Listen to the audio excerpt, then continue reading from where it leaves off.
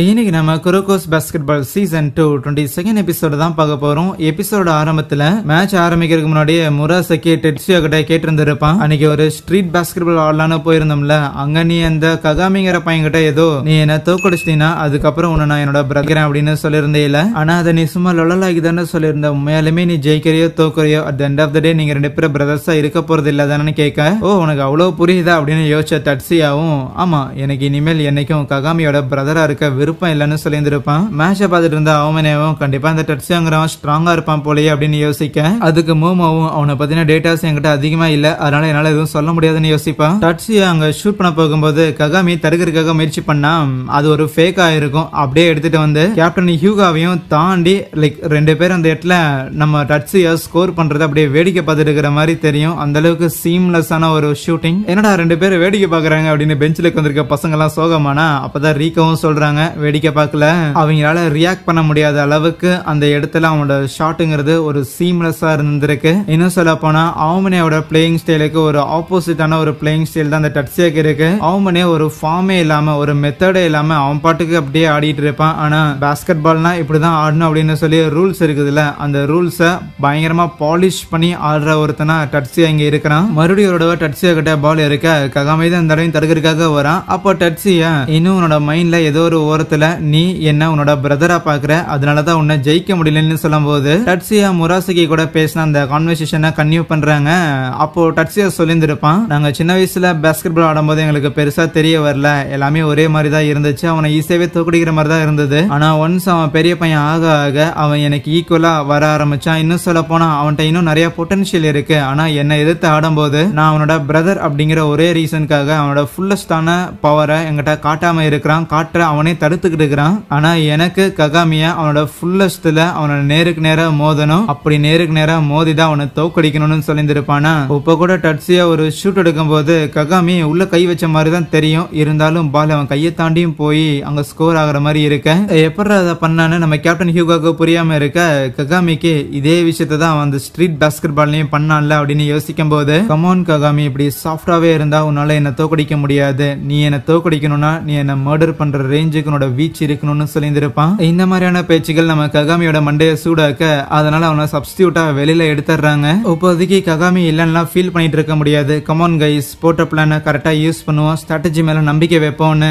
நம்ம கியோசி சீனியர் அந்த முராசகியை போய் தடுத்துக்கிட்டே இருக்க, அந்த முராசகி என்னன்னா திரிட்டே இருப்பான், என்னடே எப்படி நீங்க தோக்க தான் போறீங்க, எதுக்கடா தேவையில்லாம இவ்வளவு முயற்சி பண்றீங்க அப்படின்னு திரிட்டே இருக்கும்போது, சாரிப்பா டீமா எல்லாரும் ஒன்னா சேர்ந்து ஒரே கோலை நோக்கி இயங்குறது அப்படிங்கிறது எனக்கு பயங்கர ஃபன்னா இருக்கு, எங்களோட கோலை அச்சீவ் பண்றோம் அச்சீவ் பண்ணல அதை பத்தி நான் பெருசா யோசிச்சது கிடையாது, ஆனா இந்த ப்ராசஸ் எனக்கு அவ்வளவு ஹாப்பியா இருக்கிறங்காட்டியே அந்த ப்ராசஸ்ல என்னோட முழு உழைப்பையும் போடுறதுல எனக்கு எந்த ஒரு தப்பும் தெரியல. அண்ட் ஏன்பா உனக்கு பாஸ்கெட் பால் ஃபன்னா இல்லையான்னு கேட்டோன்னே முராசகிக்கு கடுப்பாயிரும். முதல்ல என்னன்னா அந்த குரோகோ பையன் எப்ப பார்த்தாலும் இப்படிதான் கேட்டுக்கிட்டு இருப்பான், இப்ப என்னன்னா போற வரவெல்லாம் கேக்குறீங்களாடான்னு. கியோஷிக்கு பால் கிடைக்கும் போது அதை ஷூட் பண்ண ட்ரை பண்ண அசால்ட்டாவே அந்த முராசகி அதை தட்டி விட்டாடுறான். ஆனா நேரா இசுகி கையில போய் நிக்க, இசுகி நம்ம கியோஷிக்கு பாஸ் பண்ணும்போது அவரு தூரமா இருந்து ஒரு 3 பாயிண்ட் ஷூட்டர் எடுக்கிறாரு, அது உள்ளேயும் போய் விழுகுது. யோசனோட பசங்களுக்கு ஷாக்கு, கியோஷி வந்து ஒரு சென்டர் பிளேயர் தானே, அவன் எதுக்கு தேவையில்லாம போய் ஸ்கோர் பண்றான் அப்படிங்கறதான் பாத்துட்டு இருப்பாங்க. அதுவும் இல்லாம அவனால 3 பாயிண்ட் ஷூட்டர் பண்ண முடியுமான்னு ஒரு ஆச்சரியம். நம்ம பசங்க ஸ்கோர் பண்ணாலும் அங்க ஆப்போசிட்ல டட்சியாவும் ஸ்கோர் பண்றதுக்கு நிக்கிறான். இருப்பினும் கியோஷி மனம் தளராமல் பசங்களை மோட்டிவேட் பண்ணிட்டு, கமான் கைஸ் நம்மளால ஜெயிக்க முடியும்னு.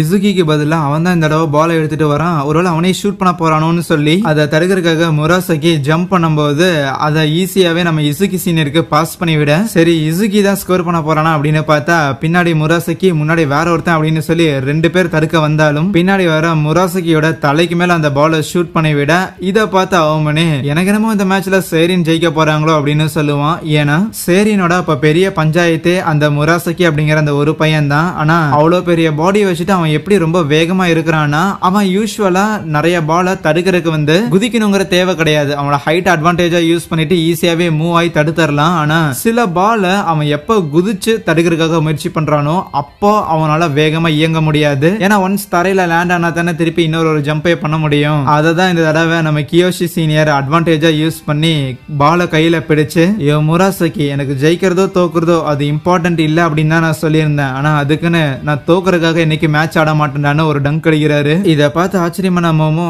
இதே ட்ரிக் அவனுங்களால எவ்வளவு தடவை தான் யூஸ் பண்ண முடியும்னு பார்த்தா அடுத்த தடவை கியோசி சீனியர் அங்க ஷூட் பண்றதுக்காக போறாரு. கண்டிப்பா இந்த தடவை நான் ஏமாற மாட்டேன்னு முராசகி அங்கேயே தான் நிப்பான். இருந்தாலும் எங்கேயாவது ஷூட் பண்ணிட்டானா என்ன பண்றதுன்னு சொல்லி முராசகி ஜம்ப் பண்ணும்போது அதை அசால்ட்டா இசுகிக்கு பாஸ் போட இசுகி இந்த தடவை கேப்டன் ஹியூகாக்கு போட்டு அவர் அங்க பாயிண்ட் எடுக்கிறாரு. எப்படியாவது ஜெயிச்சிரும் அப்படின்னு சொல்லி ஒரு பெரிய நம்பிக்கை இருக்க அப்போ யோசன் பசங்க டைம் அவுட் கேக்குறானுங்க. அவமேனேவும் ஓகே டைம் அவுட் கேட்டிருந்திருக்காங்களா அப்படின்னா மேபி அந்த யோசன் பசங்க இதை எதிர்பார்த்துருக்க மாட்டாங்கன்னு நினைக்கிறேன். எப்படி பார்த்தாலும் முராசகியோட ஹைட்டுக்கு கியோஷியோட பால அவன் எனக்கு தெரிஞ்சு ஜம்ப் பண்ணாமலே தடுக்கலாம். இருந்தாலும் கியோஷி முதல்ல அந்த 3 பாயிண்ட் ஷூட்டரை ஃபர்ஸ்ட் டைம் பண்ணி காட்டும் போது அது அவ்வளோ டிஸ்டன்ஸ்ல இருந்தே அவன் ஷூட் பண்றான் அப்படின்னு தெரிஞ்சதுக்கு அப்புறம் அடுத்த பாலையும் அவன் அதே மாதிரி ஷூட் பண்ணணும் அப்படிங்கிற ஒரு எண்ணம் அவங்களுக்குள்ள கிரியேட் ஆயிருக்கும்னு நினைக்கிறேன். அதுதான் அவங்களுக்கு இந்த மாதிரி மிஸ்டேக் பண்ண வைக்குது. ரொம்ப முக்கியமா இந்த அளவுக்கு ஜெயிக்கணும் அப்படிங்கிற வெறியோட இருக்கிற சில பேரை பாஸ்கெட் பால லவ் பண்ற சில பேரை அந்த முராசகிக்கு சுத்தமாவே பிடிக்காது. மேபி இந்த கியோசிங்கிறவன் முராசகியை காண்டேத்தி விட்டுட்டானோ அப்படிங்கிற மாதிரி அவன் யோசிப்பான். இப்போ கியோசி அஃபென்ஸ் டிஃபென்ஸ் சென்டர்னு சொல்லி எல்லா இடத்துலயும் அவன் தானே ஆடிட்டு இருக்கிறான். அதை பார்த்த ககாமியும் கமான் ஒருத்தர் மேலே பிரஷரை போடக்கூடாது, நானும் உள்ள போந்து ஏதாவது சப்போர்ட் பண்ணணும்னு யோசிச்சுட்டு அவன் டட்சியாவோட அந்த ரிங் இருக்கும்ல அதை குரோக்கோ கையில கொடுத்துட்டு இதை தலையில சுத்தி எங்கேயாவது கண்ணில் படாதபடி தூக்கி கெடாசிரு சரியா, ஏன்னா பழைய விஷயங்கள் எதுவும் என்ன முன்னேற விட மாட்டேங்குதுன்னு நம்ம டட்சியாவை ஃபுல் ஃபோர்ஸோட மென்டலி கூட வீக் ஆகாம அச்சு நவுத்தணும் அப்படின்னு முடிவு பண்ணிட்டான். டட்சியா பையன் பால் எடுத்துட்டு வரும்போது அவன் ரொம்ப ஈஸியாவே அங்க நிறைய ஃபேக்லாம் பண்ண ட்ரை பண்ணுவானா. அப்படி ஷூட் எடுக்க போகும்போது நீ ஷூட் பண்ணாதான்டா என்னால தடுக்க முடியல, உன் கையில இருக்கும்போதே தடுக்கிறேன்டான்னு தட்டி விட்ட ககாமியும் வேகமா பாலை எடுத்துட்டு கண்டிப்பா இந்த முராசகி இன்னைக்கு நான் தோக்கடிக்கிறேன், ஏன்னா இந்த டீமோட ஏஸ் அது நான் தாண்டா அப்படின்னு சொல்லி ஒரு ஹைட்டான ஒரு ஜம்பை வச்சு டங்க் அடிக்கலான்னு போக முராசகி உள்ள பூந்து அந்த பாலை தடுக்க வரும்போது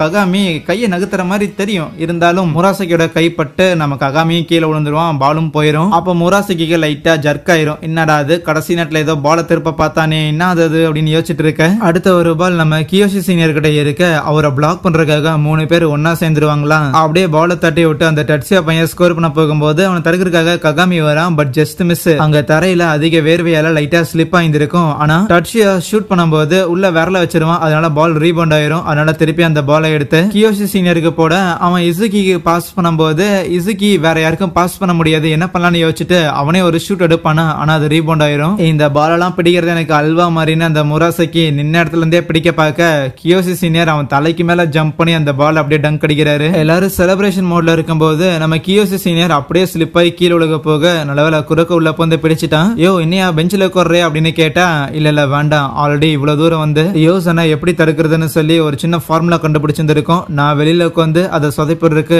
விருப்பம் இல்ல, கமோன் என்னால முடியும், மேட்ச் முடிகிற வரைக்கும் இருப்போம் அப்படின்னு சொல்லும் போது ஓகே ஃபைன் அப்படின்ட்டு எல்லாரும் கியோஷியா ஆட வைக்கிறாங்க. இருந்தாலும் கேப்டன் ஹியூகாவோட மைண்ட்ல ஓடிட்டே இருக்கும், இப்ப நான் அவனை வெளியே உட்கார சொன்னாலும் அந்த நாய் உட்காராது அப்படின்னா வேற வழி கிடையாது, அவனுக்கு பிரஷர் அதிகமா இல்லாம நம்ம இன்னும் எஃபோர்ட் போட்டு விளையாடணும்னு சொல்லி எப்படி கியோசி சீனியர் கிட்ட பால் இருக்கும்போது அவனை தடுக்கிறதுக்காக 3 பேர் ஒன்னா சேர்ந்து முயற்சி பண்றாங்களோ அதே மாதிரி முராசகியை தடுக்கிறதுக்காக நம்ம பசங்களும் அங்க 3 பேர் ஒன்னா சேர்ந்து முயற்சி பண்றாங்க. கியோசி அங்க ஷூட் பண்ணும்போது அதை வேணும்னே ரீபவுண்ட் ஆகிற மாதிரி பண்ண, அப்படி ரீபவுண்ட் ஆகிற பாலை எடுக்க விடாத மாதிரி மிட்டோபி உள்ள போந்து அந்த முராசகியை நகர விடாம தடுக்கிறானா. இருந்தாலும் அந்த முராசகி பால் எடுக்க போனா அந்த கேப் போதுமானது, ககாமி புடிச்சு அங்க ஸ்கோர் எடுக்கிறான். என்னடா இது என்ன மீறி உனக்கு பாயிண்ட ஸ்கோர் பண்ண ஆரம்பிக்கிறானுங்களேன்னு முராசகிக்கு கடுப்பாக ஆரம்பிச்சிடும். மொத்த பேரையும் முடிச்சு கட்டுறான்னு ஒரு முடிவோட இருக்க அங்கேயே இந்த ஒரு எபிசோடையும் முடிக்கிறாங்க.